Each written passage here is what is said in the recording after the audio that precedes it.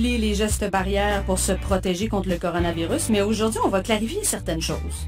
Tous les microbes ne sont pas néfastes. Il ne faut pas tous les mettre dans le même panier. En fait, il y a plusieurs raisons qui devraient nous encourager à les aimer. Et là encore, je répète qu'on peut bien aimer certains microbes, reste que le coronavirus, lui, est dans la catégorie à part. La catégorie, moi je l'appelle la catégorie des microbes non grata. Voilà. Avec nous, le microbiologiste et professeur au Cégep de l'Outaouais, Patrick Filion, bonjour. Bonjour, Marie-Lou. En fait, le microbe, c'est notre premier contact parce qu'il est là dès la naissance et on lui doit beaucoup. On lui doit beaucoup, puis juste peut-être répéter ce que vous venez de dire, les micro-organismes ont souvent mauvaise presse, surtout avec le coronavirus, mais la très très grande majorité d'entre eux soit nous causent aucun problème ou même nous sont bénéfiques. Et effectivement, dès la naissance, donc en naissant, on est encore peu, on va le dire comme ça, il n'y a aucun micro-organisme sur nous ou en nous, mais dès la naissance, ces micro-organismes-là vont nous coloniser, vont stimuler notre système immunitaire, donc ils ont plein de bienfaits sur nous et en nous. Et ce microbe, à la naissance, il est transmis à l'enfant par les voies vaginales de la mère. Et c'est tellement important que même lors de naissance par césarienne, les médecins ont compris ça. Ils ont modifié un peu leur stratégie par rapport au premier contact du microbe. Absolument. L'importance de développer le microbiote, on le voit dès la naissance. Donc, par une naissance par voie naturelle, donc on va avoir le contact normal entre le corps de l'enfant et les voies vaginales de la mère. Mais un enfant, par exemple, qui naît par césarienne, et je parle en connaissance de cause, mes deux garçons sont nés de cette façon-là, donc n'ont pas ce même contact-là, donc leur microbiote va prendre plus de temps à se développer et ça pourrait entraîner des petits problèmes de santé à court terme.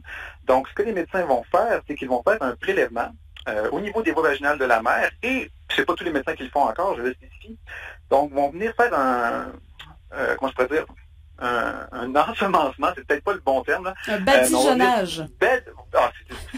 Oui, j'aime l'image. Donc, on va venir badigeonner effectivement le visage, le corps des enfants pour favoriser cette colonisation-là qui aurait dû avoir lieu de façon naturelle.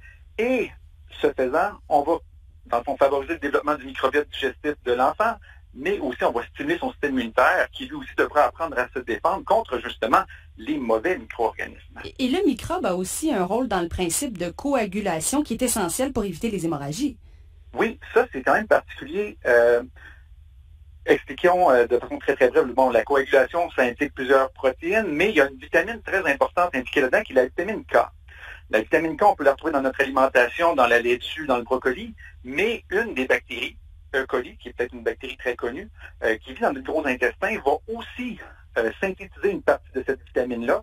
Donc, quand vous vous blessez, vous faites une petite coupure, bien remerciez vos bactéries qui produisent pour vous de la vitamine K et qui vous aident, dans le fond, à coaguler. Donc, c'est quand même assez important au niveau de la santé globale d'avoir une bactérie comme celle-là qui nous aide à se guérir de blessures. Et là, Patrick, je fais une petite parenthèse parce que vous avez parlé d'E. coli. Habituellement, quand on dit E. coli, c'est jamais positif? Non. Encore une fois, on maltraite notre microbiote. La bactérie E. coli, une fois installée dans notre gros intestin, elle est parfaite à cet endroit-là. Mm-hmm. Mais on ne voudrait pas l'avoir au niveau des voies urinaires parce qu'elle va causer des infections.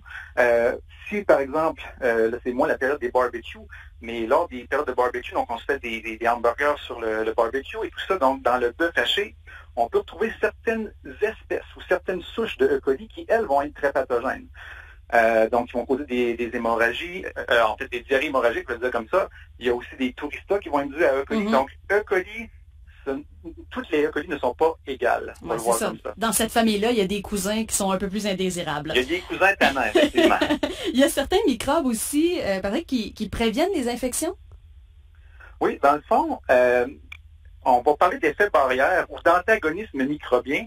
Donc, la force étant dans le nombre, on a des milliards de bactéries dans notre tube digestif et la plupart de ces bactéries-là, encore une fois, sont ou bien positives pour nous ou, on va dire, tout simplement neutres. Donc, elles sont là, ce sont des passagers, mais l'ensemble de ces bactéries-là nous protège de bactéries qui, elles, pourraient être pathogènes. Par exemple, il y a une bactérie qu'on connaît peut-être un petit peu, on en entend parler dans les nouvelles, parfois avec les hôpitaux et tout ça, la Clostridium difficile ou la C. difficile. Oui. C'est une bactérie qui peut causer de graves problèmes digestifs. Et on va voir cette bactérie-là causer des problèmes, surtout chez les patients qui ont subi une antibiothérapie. Donc, prenez des antibiotiques, par exemple, pour une pneumonie, mais quand on prend l'antibiotique, Il n'y a pas juste les bactéries, par exemple, pulmonaires, dans ce cas-ci, qui vont être affectées, c'est toutes les bactéries de votre corps qui le sont. Donc, en éliminant cette barrière-là, ces bactéries saines-là, on laisse la place à des bactéries comme l'acide difficile de s'installer et de causer des dommages assez importants qui peuvent être même mortels chez les patients les plus vulnérables.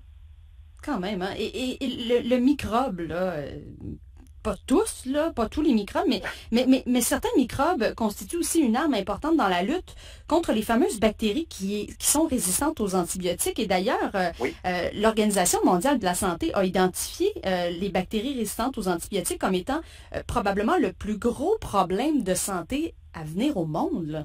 Oui, absolument. Rien de moins là. On parle de ça, puis on a tout le monde en tête. Bon, la COVID, c'est une chose, c'est un virus, mais les bactéries multirésistantes, je vais dire ça comme ça, on a fait un mauvais usage un peu des antibiotiques. On les utilise un petit peu à tort et à travers, autant chez l'humain que chez le bétail qu'on élève. Donc, ces antibiotiques-là utilisés à outrance ont favorisé le développement de bactéries résistantes.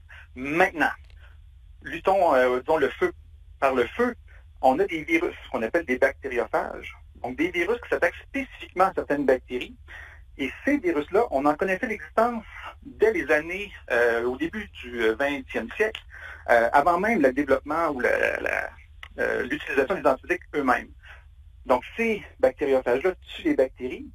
Et quand on a découvert les antibiotiques, on les a mis un petit peu de côté, parce que c'était beaucoup plus facile d'utiliser des antibiotiques. Mais là, on redécouvre un petit peu ces bactériophages-là parce que on commence à voir un petit peu la fin de l'âge des antibiotiques.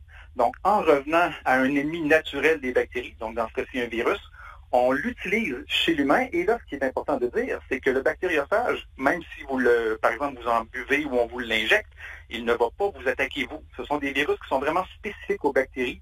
Autant le coronavirus peut nous infecter nous, il ne pourrait pas infecter, par exemple, un autre animal ou quoi que ce soit. Donc, souvent, les virus sont spécifiques à certaines espèces. Donc, ces bactériophages-là ne pourraient pas vous faire de mal et pourraient tuer les bactéries résistantes. Donc, ça pourrait sauver des vies. C'est ça, c'est un prédateur naturel des super bactéries. Et le microbe figure aussi parmi les ingrédients de remèdes contre certaines maladies graves. Et la liste est quand même assez impressionnante, là. Oui, on fait beaucoup de recherches là-dessus. C'est impressionnant tout ce qu'on va faire comme découverte. Je dis dans une avenir peut-être même rapprochée. Par exemple, pour le développement de traitements contre le cancer. Là, je ne veux pas créer trop d'attentes là à court terme. On parle de développement dans plusieurs années. Mais en développant, comme je viens de le dire, certains virus qui sont spécifiques à des cellules, eh bien, imaginez si on pouvait créer, il faut jouer un petit peu avec la génétique de ces virus-là, mais trouver un virus qui pourrait s'attaquer spécifiquement à certaines cellules tumorales. Donc, les personnes reçoivent le virus trouve et détruit les cellules tumorales et par la suite, votre corps l'élimine. Donc ça, c'est une avenue intéressante. On peut même prendre des virus, encore une fois, jouer un petit peu avec la génétique, et infecter les personnes volontairement avec ces virus-là, et ils pourraient modifier la génétique de la personne, je ne veux pas que les gens pensent qu'on va devenir des mutants, là, mais on pourrait guérir, dans le fond, des maladies génétiques. Donc, c'est fantastique. Oui, c'est incroyable tous les développements qui se font. Puis le dernier exemple que je viens de vous donner, il y a beaucoup de recherches qui se fait juste de l'autre côté du pont ici. Moi, je suis du côté de l'Outaouais, québécois. Donc, à Ottawa, l'Université d'Ottawa, ils font beaucoup de recherches là-dessus. C'est très, très, très intéressant et c'est très prometteur. Est-ce qu'on utilise aussi les microbes pour les vaccins, pour la production de vaccins? Absolument, oui. D'ailleurs, un des vaccins prometteurs pour la COVID, celui qui est fait par AstraZeneca, c'est un virus vecteur. Donc, on prend un virus inoffensif pour l'humain, puis on lui donne des petites protéines spike qu'on retrouve là, sur dans le fond, la couronne du coronavirus, d'où le nom. Oui. Donc, ce virus-là est inoffensif, mais il va transporter des protéines qui vont permettre à votre système immunitaire de les reconnaître, de les attaquer. Et si vous êtes infecté par le vrai virus, bien, vous allez pouvoir lutter plus rapidement contre ce dernier. Et je pense qu'on a donné beaucoup d'arguments pour aimer le microbe. On l'a ramené dans les bonnes grâces. Oui, il y a plein de bonnes raisons d'aimer nos micro-organismes. Comme on l'a dit, la plupart d'entre eux sont bénéfiques, mais bon, on retient malheureusement souvent comme on l'a dit tantôt, les tannants de la gang là, qui nous causent des problèmes. Patrick Filion, l'ami des microbes. Toujours un plaisir. Merci, Patrick. Au revoir. Bye. Patrick Filion, qui est microbiologiste et professeur au Cégep de l'Outaouais.